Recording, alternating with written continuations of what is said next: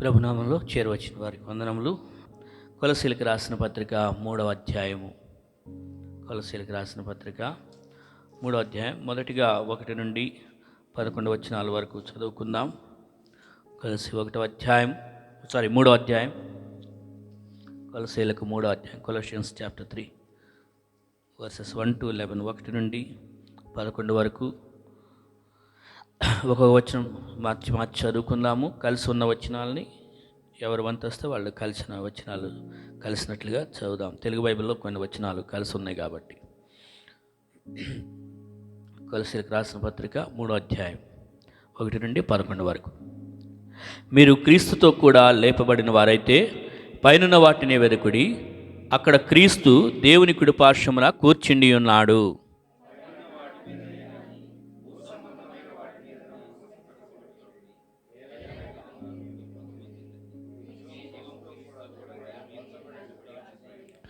మనకు జీవమై ఉన్న క్రీస్తు ప్రత్యక్షమైనప్పుడు మీరును ఆయనతో కూడా మహిమయందు ప్రత్యక్షపరచబడుదురు.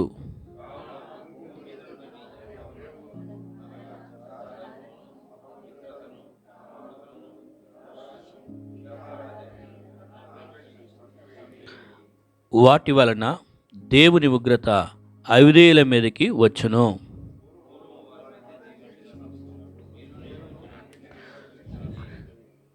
ఇప్పుడైతే మీరు కోపము, ఆగ్రహము, దుష్టత్వము, దూషణ, మీ నోట బూతులు అను వీటన్నిటిని విసర్జించుడి.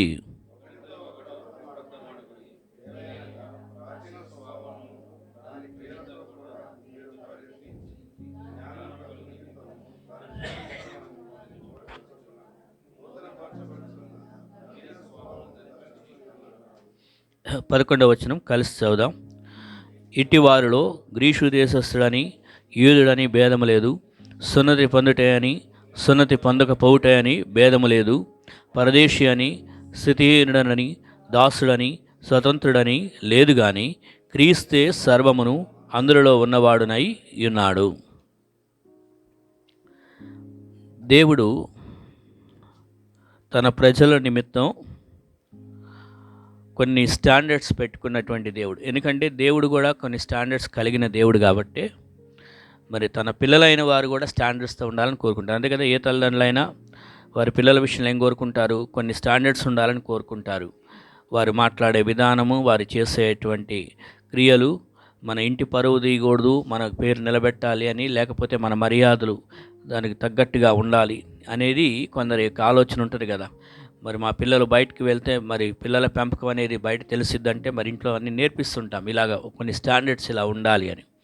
కొందరు మంచి మర్యాదలు నేర్పిస్తారు. ఇంటికి ఎవరన్నా వస్తే వారికి ఏ విధంగా సత్కార్యాలు చేయాలి, అతిథి మర్యాదలు చేయాలి, మంచినీళ్ళు ఇచ్చేటప్పుడు ఎలా ఇవ్వాలి, లేకపోతే పలకరించి కుర్చీ వేసి కూర్చోబెట్టడం ఏ విధంగా ఉండాలి. కొంతమంది ఇంకా బయటకు వెళ్తే ఎలా ఉండాలి, గెస్ట్గా బయటకు వెళ్ళినప్పుడు వాళ్ళ ఇంటి ఎలా బిహేవ్ చేయాలి, ఇట్లాంటివన్నీ కొన్ని స్టాండర్డ్స్ నేర్పిస్తాం మన పిల్లలకి. ఎందుకని అంటే మన ఇంటి పరువు పోకూడదు, మనకి ఒక మర్యాద ఉంది. ఈ మర్యాద అనేది మనం అందరం ఏం చేస్తాం? ఆశపడతాం. బయట నా పిల్లల ద్వారా లేకపోతే నా ద్వారా ఎవరికి అవమానం కాకూడదు అని. మరి దేవుడు ఇంకెంత కోరుకుంటాడు? దేవుని పిల్లలంగా ఆయన కూడా కోరుకుంటాడు. అంటే ఆయన నలుగురు ముందు ఆయన ఏదో నవ్వుల పాలవుతాడని కాదు, ఆయన పిల్లలంగా మనకు నేర్పించాలనేది ఆయన కోరిక. ఎందుకంటే ఆయన గొప్ప దేవుడు కదా. అందుకనే మొదటి వచనంలో ఏమనుందంటే, ఫస్ట్ ఆఫ్ ఆల్ మీరు క్రీస్తుతో కూడా లేపబడిన వారైతే అని ఉంది. క్రీస్తుతో కూడా లేపబడ్డామా మనకు ఎలా తెలుస్తుంది? మనం క్రీస్తుతో లేపబడ్డామా అంటే, అవును, యేసు క్రీస్తు వారు మన కొరకు ఏం చేశారంటే చనిపోయి సమాధి చేయబడి తిరిగి లేచారు. ఇప్పుడు ఎవరైతే ప్రభు అయిన యేసు క్రీస్తునందు విశ్వాసం ఉంచారో, అవును నా పాపాల కొరకే ప్రభు అయిన యేసు చనిపోయారు, సమాధి చేయబడ్డారు, తిరిగి లేచారు అని ఎవరైతే విశ్వసించారో ఇప్పుడు వారు క్రీస్తుతో కూడా లేపబడినవారు. అదనమాట ఐడెంటిఫికేషన్. ఇప్పుడు ఆయనతో మనకు ఆ గుర్తింపు అనేది ఉందన్నమాట. క్రీస్తుతో కూడా మనం లేపబడ్డాం. ఇప్పుడు క్రీస్తుని అంగీకరించాం. క్రీస్తు మనల్ని మరణములో నుండి, సమాధిలో నుండి విడిపించాడు. సమాధి అంటే ఒకరోజు ఈ భౌతిక దేహం అయితే సమాధిలో పెడతారనుకోండి, అలా కాదు. మనం పాపమునకు దాసులమై ఉన్నాము, శిక్షకు దాసులమై ఉంటే మనము క్షీణించిపోయిన స్థితిలో ఉండగా దేవుడు క్రీస్తు ఏ విధంగా అయితే సమాధి మరణంలో నుండి తిరిగి లేచాడో, ఇప్పుడు ఆ తిరిగి లేచి ఆ పునరుద్ధాన జీవం, క్రీస్తు యొక్క రిజరెక్షన్ లైఫ్, నూతన పునరుద్ధాన జీవం, ఆ బ్యాటరీలో ఉన్న ఆ శక్తి, ఆయనలో ఉన్న ఆ జీవము మనలోనికి ప్రవహింపజేశాడు. అదేనా పునరుద్ధాన జీవం లేపాడు ఇప్పుడు మనల్ని, మన న్యూ ఐడెంటిటీ అనమాట. ఓకే, సో క్రొత్త ఐడెంటిటీతో ఇప్పుడు ఆయన జీవం మనలో ప్రవహింపజేస్తున్నాడు. అందుకే మీరు లేపబడిన వారైతే ఇప్పుడు మన యొక్క ఐడెంటిటీ అనేది క్రొత్త ఐడెంటిటీ అనమాట. ఆయనతో లేపబడిన వారు అంతేగాని మనం ఇంకా సమాధిలోనే ఉన్నవారం కాదు. లేపాడు క్రీస్తు, విశ్వసించిన వారిని, ఆయన అంగీకరించిన వారు. ఆ విషయాలన్నీ మనం ఇంకా చెప్పుకోవాలనుకుంటే రోమా రాసిన పత్రిక, ఆ పత్రిక అంతా మీరు చదవండి, ఉన్న అధ్యాయాలన్నీ. అక్కడ మనల్ని, అవినీతి పరులైన మనల్ని క్రీస్తు యొక్క నీతి చేత ఆయన నీతిని మనకి ఏ విధంగా ఆపాదించాడు, ఆయన నీతి వస్త్రాన్ని మనకి ఏ విధంగా ధరింపజేశాడు, మనల్ని ఒకప్పుడు మనం పాపులము అయితే ఆయన కోర్టులో మనల్ని ఏ విధంగా నిర్దోషులమని తీర్పు తీర్చాడు, ఆయన నీతి చేత మనల్ని, ఆయన నీతి ఆపాదించి మనల్ని ఏ విధంగా ఆయన పరిశుద్ధులుగా ఎంచుకున్నాడు. ఈ విషయాలన్నీ చాలా చక్కగా రోమపత్రిక అంతా కూడా మనకి వివరిస్తూ ఉంటుంది. రోమపత్రిక బాగా చదవండి, అది సిద్ధాంతపరంగా అన్ని మనకి ఆలోచన, నేను ఎవరిని, అసలు నా లైఫ్ ఏంటి, దేవుడు నన్ను ఎలాంటి స్థితిలో నుంచి నా స్థితిలో ఆయన కోర్టులో మనల్ని ఎలా నిర్దోషిగా తీర్పు తీర్చాడు. ఇక మనల్ని కోర్టులో ఆయన తీర్పులోనే, సుప్రీంకోర్టే మనల్ని నిర్దోషి అన్నప్పుడు ఇంకెవరికన్నా అధికారం ఉంటుందా? ఇది లేదండి నేను దోషి అని అంటానికి. కాబట్టి ఆయన కోర్టులోనే మనల్ని ఆయన నిర్దోషులుగా తీర్చిన తర్వాత ఇంక ఎవరికి అధికారం ఉంటుంది? అందుకనే ఇక 8వ అధ్యాయంలో ఉంటుంది అనమాట ఆ వచనాలు. ఇక ఆయనే మనల్ని తీర్పు తెచ్చినప్పుడు ఇంకా మనకి మీద నేపం వేసేవాళ్ళు ఇంకెవరు ఉన్నారు? ఎవరికి చేతలే, ఆ సహాయం, అంత శక్తి, అధికారాలు ఎవరికి లేవు. సో దేవుడే మనకి న్యూ ఐడెంటిటీ ఇచ్చాడు కదా. ఈ విషయాలు అర్థం చేసుకోవాలంటే మరలా రోమీలకు రాసిన పత్రిక చదివిందే కాకుండా మీరు ఎఫ్ఎస్సిలో కూడా మొదటి 3 అధ్యాయాలు చదివితే, 1, 2, 3 అధ్యాయాలు చదివితే మన న్యూ ఐడెంటిటీ ఏంటి? క్రీస్తునందు, క్రీస్తుతో లేపడ్డాం, క్రీస్తు యందు ఇప్పుడు మనం భద్రపరచబడ్డాం, క్రీస్తునందు మనకు ఒక నూతన, ఆయన యొక్క సిటిజన్షిప్, ఆయన పౌరసత్వంలో ఆయన వారిగా మనం చేసుకొని ఆయనలో మనల్ని ఏ విధంగా దాచించుకున్నాడు, ఆయన నీతిని బట్టి, కృపను బట్టి ఆయన నీతి మనకి ఇచ్చాడు, కానీ మన భక్తి కాదు. ఇది మనకి మన యొక్క పొజిషన్, మన స్థితి, మన హోదా క్రీస్తునందు మనకు కలిగి ఉన్న విధానం. అది ఎట్లా అంటే, ఒక వ్యక్తి రాజు కుటుంబంలో పుట్టాడు అనుకోండి, వాడికి రాజు అధికారం ఉన్నా లేకపోయినా ఫస్ట్ ఆఫ్ అయితే ఆయన రాయల్ ఫ్యామిలీకి సంబంధించిన వాడే కదా. ఆయన ఐడెంటిటీ ఏంటి? ఈయన రాజు కుటుంబానికి సంబంధించిన వాడండి అంటారు, రాయల్ ఫ్యామిలీ అని ఆయనకి. అందుకనే ఆ యొక్క హోదా, ఆ యొక్క రాజరికమైనటువంటి గౌరవం ఉంటుంది రాయల్ ఫ్యామిలీలో ఉన్నటువంటి ఆ యొక్క హోదా. సో మన న్యూ ఐడెంటిటీ, మన ఐడెంటిటీ ఏంటి? ఇప్పుడు ఇన్ క్రైస్ట్, క్రీస్తునందు మనలో గొప్ప ఆధిక్యత మనకి ఉంది. ఇక దాన్ని ఎవరూ మార్చలేరు. అది దేవుడు చేసిన గొప్ప కృపాకార్యం మన విషయాల్లో. ఓకే, అది మన పొజిషన్ అంటే సత్యస్థానం, పొజిషనల్ ట్రూత్. మనకి సత్యస్థానం, మన నిజమైన స్థానం ఏంటంటే ఇప్పుడు క్రీస్తు. దాన్ని ఎవరు కూడా లేదు ఇక మీకు క్రీస్తులో స్థానం లేదు అంటానికి వీలు లేదు. ఆల్రెడీ ఆయన డిక్లేర్ చేస్తాడు, ఆయన రక్తం చేత ఆయన మనల్ని సీల్ చేస్తాడు, ఆయన డిక్లేర్ చేస్తాడు. కాబట్టి ఇక మనకి దాన్ని తీసివేయడానికి అధికారం ఎవరికి లేదు. రైట్, అది అక్కడే ఉంటుంది. అది ఎప్పటికీ ఆ ఫ్యామిలీలో, మన రాయల్ ఫ్యామిలీకి సంబంధించిన వాళ్ళం. ఇక ఐడెంటిటీ ఎక్కడికైతే పోదు. రైట్, అయితే ఇప్పుడు మన ప్రాక్టికల్ లైఫ్ గురించి మాట్లాడుతున్నారు ఈ 3వ అధ్యాయంలో. ఇప్పుడు మీరు క్రీస్తుతో కూడా లేపబడిన వారైతే, అంటే ఇప్పుడు మనం రాయల్ ఫ్యామిలీకి సంబంధించి, ఆయన ఫ్యామిలీలో సంబంధించి ఆయనతో కూడా లేపబడిన వారం కాబట్టి, అలాంటి మనలను ఇప్పుడు ఏం చేయమంటున్నాడు? పైనున్న వాటినే వెదకుడి. ఎక్కడ పైనంటే ఎవరున్నారు అక్కడ? ఏంటి అంటే నాసా వెళ్ళమనా, నాసా వెళ్ళి అక్కడ అన్నీ ఎతికి చూసి రమ్మనా, ఏమేమి రాళ్ళు ఉన్నాయి, అక్కడ నీళ్ళు ఏమున్నాయి, అక్కడ నాసాలో పరిస్థితులు ఎలా ఉన్నాయి, వాతావరణ పరిస్థితులు. పైన వాటిని అంటే దాని అర్థం ఏంటి? ఇక్కడ క్లారిటీగా అక్కడే వచ్చినలో రాస్తుంది. మరలా అక్కడ ఏం జరుగుతుంది? క్రీస్తు కూర్చుని ఉన్నాడు, అక్కడ క్రీస్తున్నాడు. క్రీస్తుని గురించి ఆలోచించేవాడిని. పైన ఉన్న వాటిని ఎలాగంటే అక్కడ క్రీస్తున్నాడు, అక్కడ చచ్చిపోయి క్రీస్తు సమాధిలో లేడండి. చాలామంది సంవత్సరానికి ఒకసారి వచ్చే పండగని ఆచరిస్తుంటారు కదా కొంతమంది జనాలు. గుడ్ ఫ్రైడే అని, ఈస్టర్ అని పండుగ వచ్చినప్పుడు వీళ్ళు ఏం చేస్తారంటే వెళ్ళి, అయ్యో యేసు ప్రభు ఇంకా సమాధిలో ఉన్నాడని ఏడుస్తూ ఉంటారు. ఏంటయ్యా అంటే 40 రోజులు మేము ప్రార్థన చేస్తున్నామండి, శ్రమల కాలం అండి ఇది. ఏంటి అంటే యేసుప్రభు. అరే యేసుప్రభు సిలువలో లేడయా, ఇంకా సమాధిలో లేడు, ఎప్పుడో లేచి వెళ్ళిపోయాడు. ఎక్కడున్నాడు ఆయన? కుడి పార్శ్వన అక్కడ కూర్చున్నాడు. అందుకే ఇప్పుడు నేను మరీ చెప్తా, మరీ కాకండిగా ఆ యొక్క దుఃఖదినములని 40 రోజులు శ్రమల కాలం యేసు గురించి అంగలార్పు అనేది మనకు అవసరం లేదు. నువ్వు ఉపవాస ప్రార్థన చేసుకుంటారా? మీ ఇష్టం. సంవత్సరంలో 365 చేసుకోవచ్చు, 40 రోజులే కాదు. లేదు నేను ఉపవాసం చేసుకుంటానంటే అది చేసుకోవచ్చు. ఇప్పుడు మనకు న్యూ టెస్ట్మెంట్ టైంలో మీరు ఖచ్చితంగా 40 రోజులు ఉపవాసం ఉండాల్సిందే, మీరు 2 వారాలు ఉపవాసం ఉండాల్సిందే, ఆ యొక్క గుడ్ ఫ్రైడే టైంలోనే దుఃఖ దిలాపములు అని చెప్పేసి యేసు ప్రభు కొరకు ఏడవలసిందే అని అట్లాంటి రూల్స్ అయితే మనకేమీ లేవు. ఎందుకంటే ఆయన ఆల్రెడీ ఎక్కడున్నాడు? క్రీస్తు దేవుని కుడిపార్శ్వమున కూర్చొని ఉన్నాడు. దాన్ని బట్టి సంతోషించాలి. కానీ ఇప్పుడు ఒక వ్యక్తి హాస్పిటల్కి వెళ్ళాడు, బాగా సీరియస్ కండిషన్, ఐసీయూలో ఉన్నాడు. ఇక డాక్టర్స్ అన్నారు ఏం లేదయ్యా, అయిపోయిన పరిస్థితి, మీ ఇష్టం అన్నారు. అప్పుడు అందరం బాధపడ్డాం, ఏడ్చుకున్నాం, దుఃఖపడ్డాం. అనుకోకుండా దేవుని కృపను బట్టి స్వస్థ పొందాడు, ఇంటికి వచ్చాడు అనుకుందాం. నెల తర్వాత మళ్ళీ వెళ్ళి హాస్పిటల్ బెడ్ దగ్గర ఏడుస్తావా కూర్చొని? అరే ఇంట్లో ఉన్నాడు, ఆరోగ్యంగా ఉన్నాడు, నీతో పాటు ఉన్నాడు, కానీ నువ్వేం చేస్తున్నా? హాస్పిటల్ బెడ్ దగ్గరికి వెళ్ళి అయ్యో అని ఏడుస్తావా? అది నాన్ సెన్స్. సో అట్లా కాదు, క్రీస్తు కుడిపార్శ్వమున అక్కడ కూర్చొని ఉన్నాడు ఆల్రెడీ. సో ఇప్పుడు మనం అక్కడ విషయాల గురించి వెతికి ఆ విధమైన గురించి ధ్యానించాలి, కానీ ఇంకా ఈ భూమి మీద ఉన్న విషయాలతో మన మనసు నింపుకోకూడదు. అర్థమైందా? సో ఇదనమాట. ఇది చాలాసార్లు అర్థం చేసుకోకుండా ఎంతసేపటికి మనిషి ఏం చేస్తాడంటే భూమి మీద ఉన్న వాటిని ఎదుగుతూ ఉంటాడు. ఇక్కడ ఏముంది? పైన వాటిని వెతకండి అన్నాడు, అదే కదా. తర్వాత కంటిన్యూషన్ ఏమైనా ఉందంటే పైన వాటిని వెతకండి అని చెప్పి మరలా 2వ వచనంలో కూడా కంటిన్యూషన్ చేశాడు అదే టాపిక్. పైన వాటి మీదనే కానీ భూ సంబంధమైన వాటి మీద మనసు పెట్టుకోవద్దు అన్నాడు. మనసు పెట్టుకోవద్దు అన్నాడు అంటే వెతికే విషయంలో మనసంతా వెతుకుతూ ఉంటుంది కదా. సో వెతకడం గురించి ఆఫ్కోర్స్ ఇప్పుడు అవన్నీ చెప్పుకోవాలంటే చాలా విషయాలు ఉన్నాయి, కానీ నాకుంది 20 నిమిషాలే కాబట్టి ఇంకొంది 15 నిమిషాలే. సో ఈ 15 నిమిషాల్లో మనం ఆలోచన చేయాల్సిన విషయం ఏంటంటే పైన వాటిని ఎదుగుతున్నానా, నేను భూమి మీద ఉన్న వాటి మీద ఎదుగుతున్నాను. భూమి మీద ఉండేదంతా ఏంటి అంటే పాపము, శాపము, దుఃఖము, ఇవే. అవి స్టార్టింగ్లో పాపంలాగా అనిపించదు, అదొక థ్రిల్లింగ్ అనిపించవచ్చు. ఆ పాపం అనేటువంటిది ఫస్ట్ స్టార్టింగ్లో అది పెద్ద పాపం ఎందుకు అయిద్దండి, అది పాపంలోకి రాదు అని అనిపిస్తుందేమో అనుకుంటాం కదా. అదెందుకు పెద్ద పాపం అండి, అది పెద్ద పాపమా అని అంటాం. మరి అలా అందుకని ఇప్పుడు అవన్నీ చెప్తూనే పాపాల గురించి మనం మామూలుగా అయితే ఏమనుకుంటామంటే అమ్మో ఏదో పెద్ద వ్యభిచారం చేస్తేనో, ఇంకెవరన్నా చంపేస్తేనో, హత్య చేస్తే, ఎవరన్నా ఘోరంగా మోసం చేసేస్తే అదండి పెద్ద పాపం అంటే. కానీ ఇక్కడ ఇంకొకటి 9వ వచనంలో కూడా ఏమనుంది? అక్కడ 9వ వచనంలో మనం అనుకుంటే అసలు చాలా అబద్ధాన్ని చాలా తక్కువగా తీసి పడేస్తాం.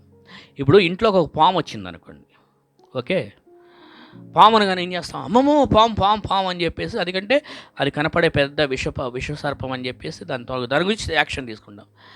అదే కనపడకుండా కొన్ని చెదపురుగులు ఉంటాయి చూసారా, చెదపురుగులు, వాడి గురించి పెద్దగా పట్టించుకోకపోవచ్చు, కానీ అసలు డేంజర్ ఏంటో తెలుసా? ఆ చెదపురుగులు ఏం చేస్తాయి తెలుసా? లోపల ఉన్న కబోర్డు మొత్తాన్ని తినేసిన తర్వాత ఒకరోజు ఎప్పుడో నిదానంగా బయటపడిద్ది. నాకు తెలిసిన ఫ్రెండ్ ఉన్నారు వైజాగ్లో, వాళ్ళ ఫ్యామిలీ మంచిగా ఇల్లు కొనుక్కున్నారు, కానీ పాపం ఒక 4 సంవత్సరాల తర్వాత ఏమో ఒక చిన్న చెదలేంటి ఎక్కడ వస్తున్నాయని ఇట్లా దులుపటం మొదలుపెట్టారు. రూతమ్మ, విక్టర్ గారు వాళ్ళ ఫ్యామిలీ ఈ దులుపుతుంటే ఇంకా మళ్ళీ 2వ రోజు కొద్దిగా కనపడింది.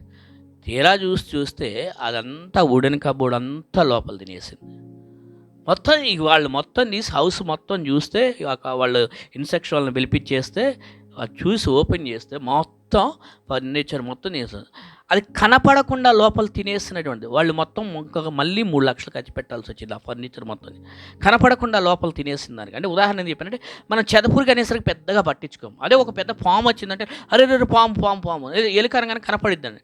కానీ ఆ చెదపురుగులే చిన్న చిన్న ఏమవుతాయి తెలుసా? అవి పెద్ద కనపడవు, కానీ అవి చాలా పెద్ద డ్యామేజ్. అట్లాగే ఇక్కడ ఇప్పుడు ఏదేదో అనుకుంటామేమో పెద్ద పాపాలు కాదులండి, కానీ చిన్న చిన్న అబద్ధాలు కూడా అవే ఒక రోజుకి ఏం చేస్తాయంటే మొత్తానికి అసలు సెట్టింగ్ మొత్తం మార్చేసే పరిస్థితి, మొత్తం నాశనం తీసుకెళ్లే పరిస్థితికి వస్తాయి. అందుకని అవి కాదు, కానీ పైన వాటిని ఎగితే పైన ఎవరంటే క్రీస్తు ఏమన్నాడు? నేనే మార్గము, సత్యము, జీవం అన్నాడు. ఆయన సత్యం, ఆయన అబద్ధాలు కాదు. అదే యోహాను సువార్త 8వ అధ్యాయం 44వ వచనంలో ఏమనుంది? యోహాను సువార్త 8:44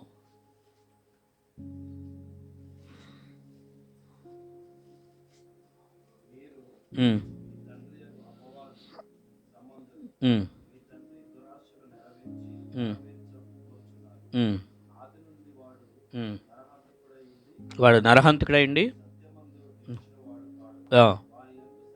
అసలు సత్యమే లేదు, వాడు అపవాది. వాడి స్వభావం ఏంటంటే అబద్ధం ఆడేది.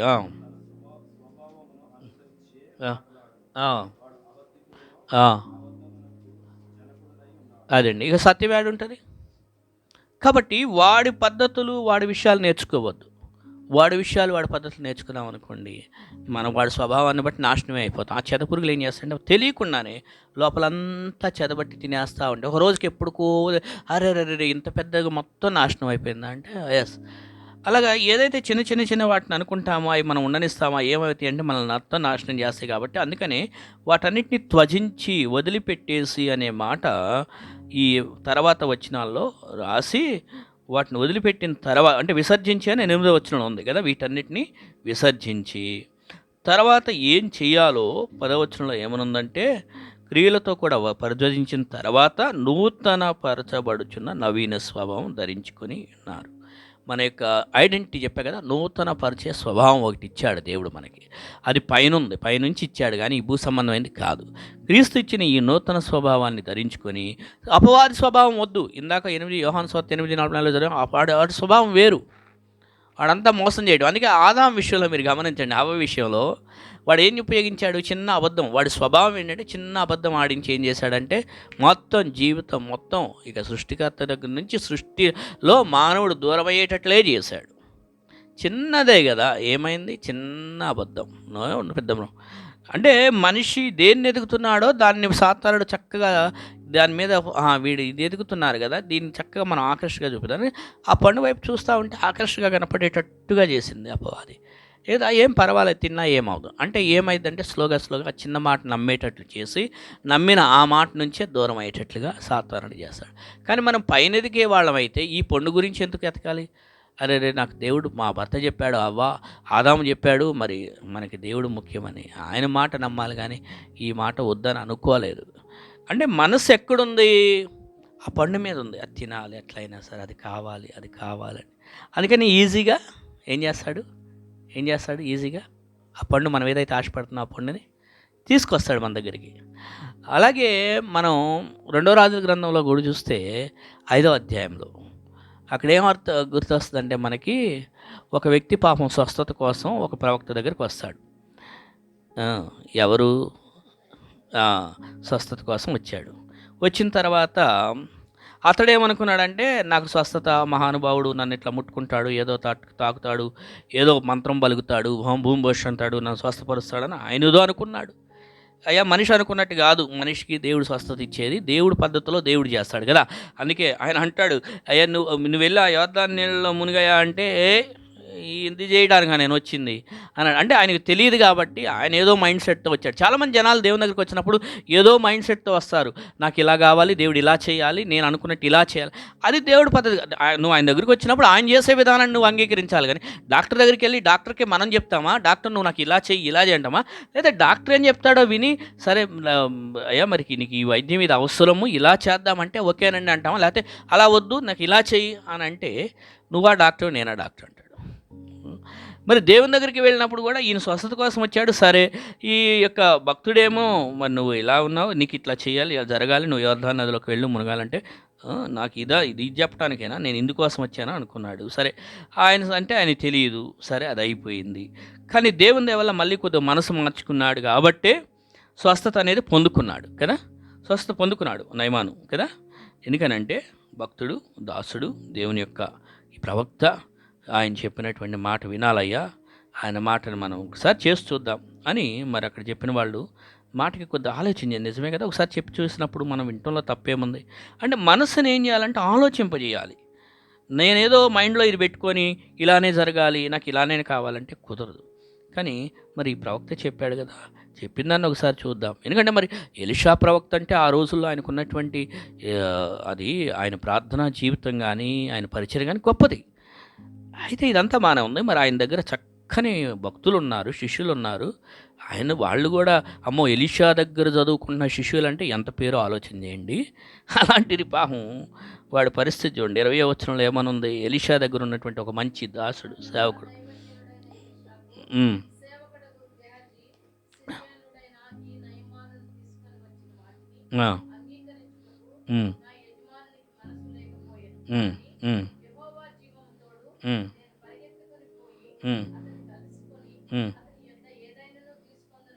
ఒక్క నిమిషం అక్కడ గేజ్ అనుకున్నా. అరే మా సార్ అయితే వద్దంటున్నాడు, మా పాస్టర్ గారు వద్దంటున్నాడు, ఎలీషా అనే పాస్టర్ గారు. ఆయనకు వద్దేమో కానీ నేను వెళ్ళి తెచ్చుకుంటాలే అని మనసులో అనుకున్నాడంట. అనుకొని తర్వాత ఉమ్, ఉమ్, ఉమ్, ఉమ్, ఉమ్, ఉమ్. చూసారా, మళ్ళీ వాళ్ళ పాస్టర్ గారి మీద అబద్ధాలు చెప్తున్నాడు. ఈజీగానే ఇస్తాం.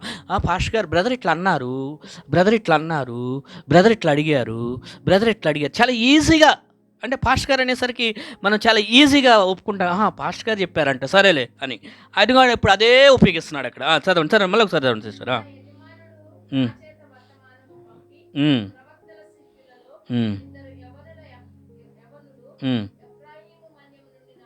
అబ్బా, ఎంత చక్కని సినిమా స్టోరీ వెళ్ళాడో చూడండి. అబ్బబ్బబ్బబ్బా.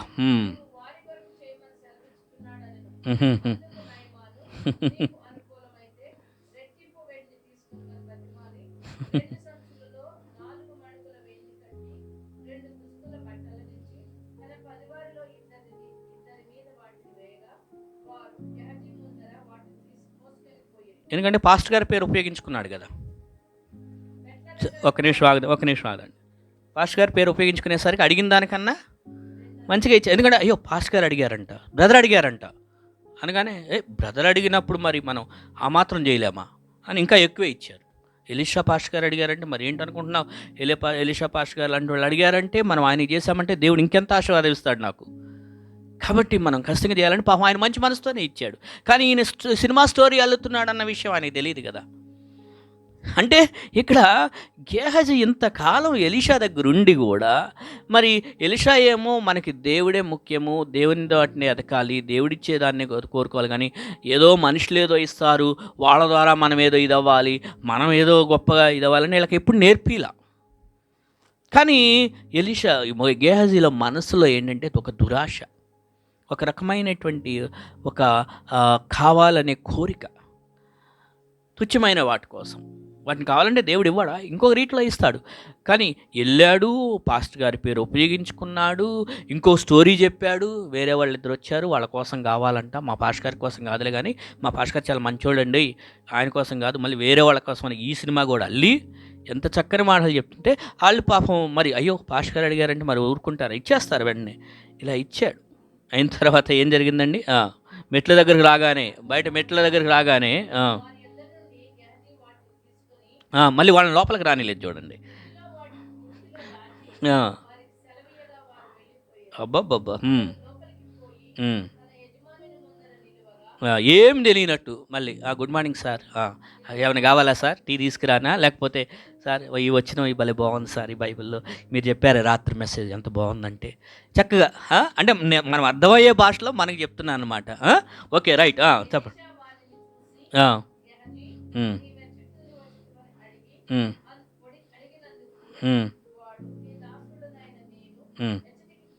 మరి ఇంకొక అబద్ధం చూడండి. ఇప్పటికే చేసినవి అన్నీ ఎన్ని తప్పులు ఉన్నాయో లెక్కేస్తే మనం 20 నుంచి చూస్తే చాలా తప్పులు బయటపడుతున్నాయి. ఆయన ఆశపడటము, పరిగెత్తుకుంటూ వెళ్ళటము, అక్కడ పాస్టర్ గారి కోసం అని పాస్టర్ గారి పేరు ఉపయోగించడం, పాస్టర్ గారి పేరు ఉపయోగించుకున్నది కాక మళ్ళీ ఎవరో వచ్చారని సినిమా కథ చెప్పడము, ఆ తర్వాత మళ్ళీ ఎక్కువ డబల్ తీసుకోవడము, మళ్ళీ వాళ్ళని మెట్ల దాకా రానిచ్చి వాళ్ళని వెనక్కి పంపించి ఈయన దాచిపెట్టడం, ఏవి తెలియనట్టు వచ్చి ఇక్కడ కూర్చోవడం, ఈ తప్పులు కాకుండా మళ్ళీ ఇంకో తప్పు ఏం చేస్తున్నాడు, ఇక్కడ అబద్ధం చెప్తున్నాడు. మళ్ళీ ఇంకొక అబద్ధం, ఇన్ని అబద్ధాలు కాక ఇంకొక అబద్ధం. అదే అంటారు కదా, ఒక అబద్ధం ఇంకో 10 అబద్ధాలకు దారి తీస్తుందని.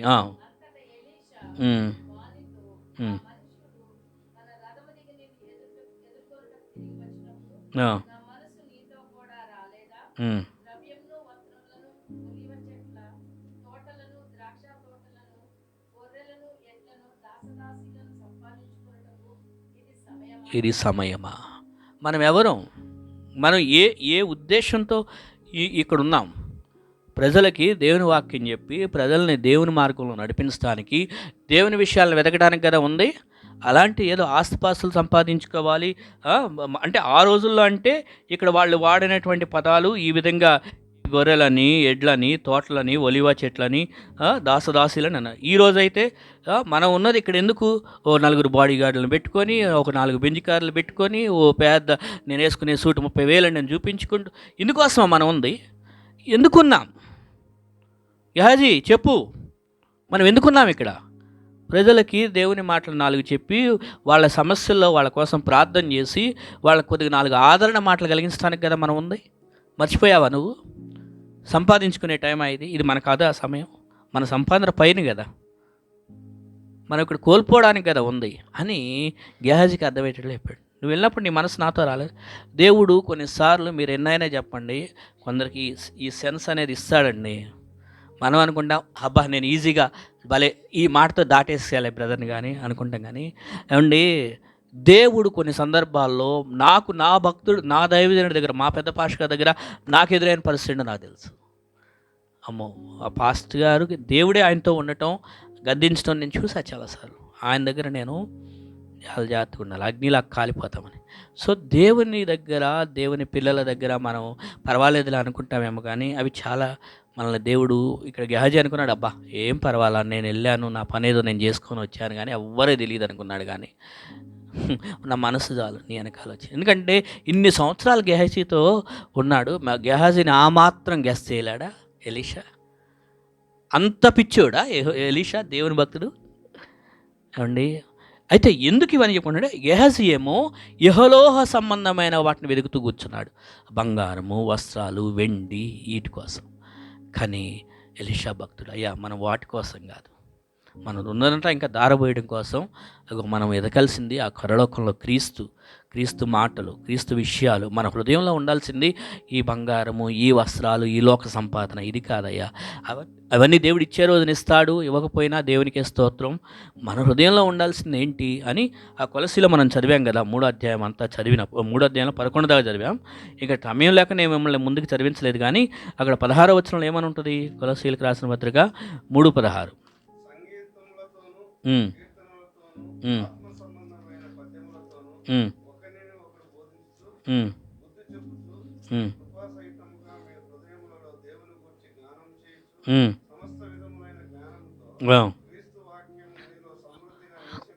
ఏం నివసింపజేయాలంటండి?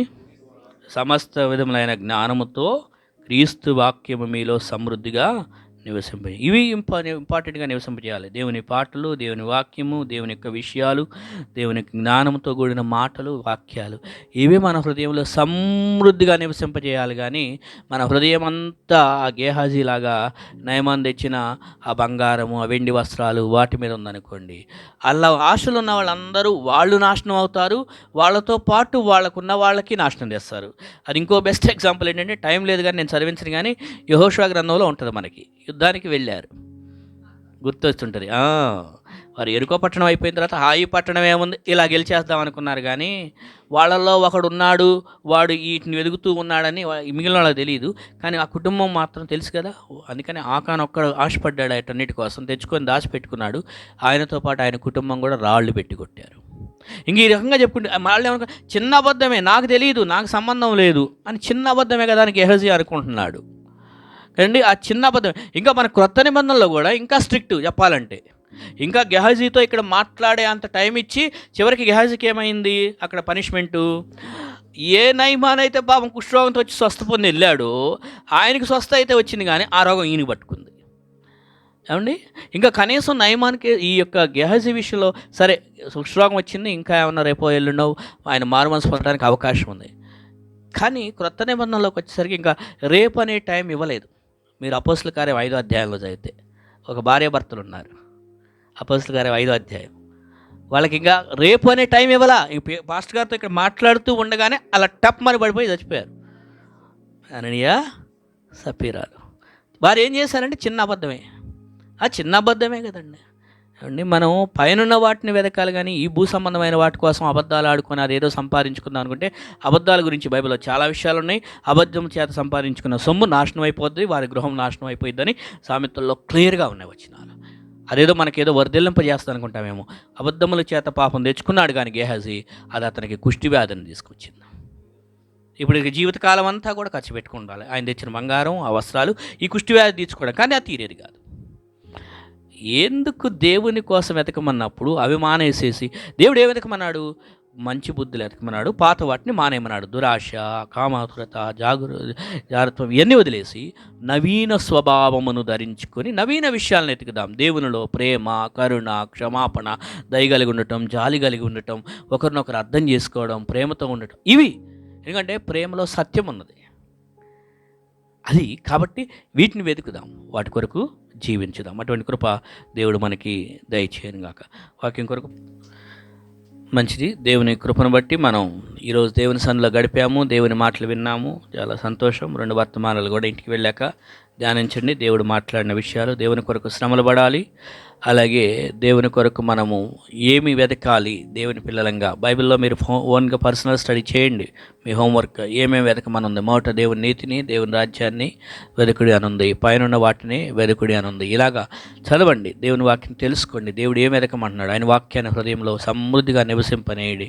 అప్పుడు జీవితం అనేది ఆశీర్వదించబడుతుంది అనమాట. అది గొప్ప విషయం. అలాగే ప్రేయర్ రిక్వెస్ట్ ఉంటే ప్రేయర్ రిక్వెస్ట్లు ఏమైనా చెప్పండి. రైట్, మరి ప్రార్థన చేసుకొని ముగించుకుందాం. ప్రార్థన చేస్తున్నాను. పరిశుద్ధుడు అయిన తండ్రి, ప్రేమగల దేవా, మహోన్నతుడా, నీ పరిశుద్ధ నామానికి వేలాది వందనాలు, స్తోత్రాలు. అయ్యా, ఈ ఉదయకాల సమయంలో నిన్ను ఆరాధించుకోవడానికి, నిన్ను గణపరచడానికి, నిన్ను హెచ్చించడానికి అయ్యా మమ్మల్ని ఇక్కడ తీసుకొచ్చావు. నీకు వేలాది వందనాలు, స్తోత్రాలు. ప్రభా, ఈ దినం మా హృదయంతో మాట్లాడి, అవును మేము నీ కొరకు శ్రమలు పడాలి నిన్ను, ఎందుకంటే నువ్వు మా కొరకు క్రీస్తుగా శ్రమలు పడ్డావు. నీ కుమారుడైన క్రీస్తు శ్రమలు పొంది మాకు ఈ జీవితాన్ని, నిత్య జీవాన్ని ఇచ్చారు. నీకు వందనాలు. మరి మేము కూడా తండ్రి నీ కొరకు శ్రమలు పడితే ఒక రోజున గొప్ప బహుమానం ఉందన్నావు కాబట్టి ఆ విధంగా మేము శ్రమ పడటానికి కూడా విల్లింగ్గా ఉండటానికి సాయం చేయండి. అలాగే ప్రభా, నువ్వు ఏది ఎతకమన్నావో వాటిని వెతకడానికి సాయం చేయం. నువ్వు మాకు ఒక ఐడెంటిటీ, ఒక పొజిషన్ అనేది ఇచ్చావు. క్రీస్తు పిల్లలం, క్రీస్తు కుమారులం, దేవుని కుటుంబానికి సంబంధించిన వారం, గొప్ప హోదాకి సంబంధించిన వారం. నీలో అనేక ఆశీర్వాదాలు మాకున్నాయి. కాబట్టి అలాంటి మేము నీ స్థాయిని తగ్గించకుండా నీకు స్థాయికి తగ్గట్టుగా నువ్వు కోరుకున్న స్టాండర్డ్స్లో ఆ రకమైన నూతన స్వభావమును ధరించుకొని జీవించటకు మా అందరికీ మనసు దయచేయండి. ఎవరి హృదయంలో ఎక్కడ కూర్చున్న వారిలో ఎలాంటి దుఃఖము, కన్నీరు, వేదన, అయ్యా చెప్పుకోలేని బాధ ఉందో నీకు తెలుసు. వారందరి హృదయాలను చూస్తున్న దేవుడవు.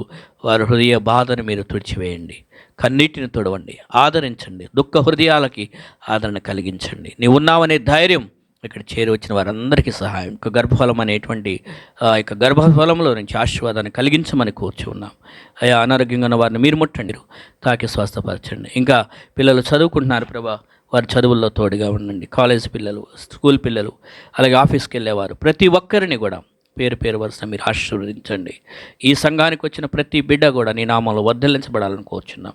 అదేవిధంగా తండ్రి, వారు ఇచ్చిన కానుక నీ మహిమార్థమై వాడుకొని వారికి రావాల్సిన ఆశీర్వాదాలు ఎల్లప్పుడూ మెండుగా దయచేయమని కోరుకుంటూ, మరలా మేము నీ చిత్తమైతే శుక్రవారం కలుసుకునేంత వరకు కూడా పరలోకపు తండ్రి ప్రేమ, కుమారుని యొక్క సహవాసం, పరిశుద్ధాత్మ యొక్క ఆదరణ ఇప్పటికీ ఎల్లప్పుడు సదాకాలం ఇచ్చినట్లు చేయమని మా ప్రియ రక్షకుడైన యేసు నామములో ప్రార్థించి వేడుకొనుచున్నాం తండ్రి. ఆమేన్. ఆమేన్. Praise Lord. అందరికీ వందనాలు. Praise lord.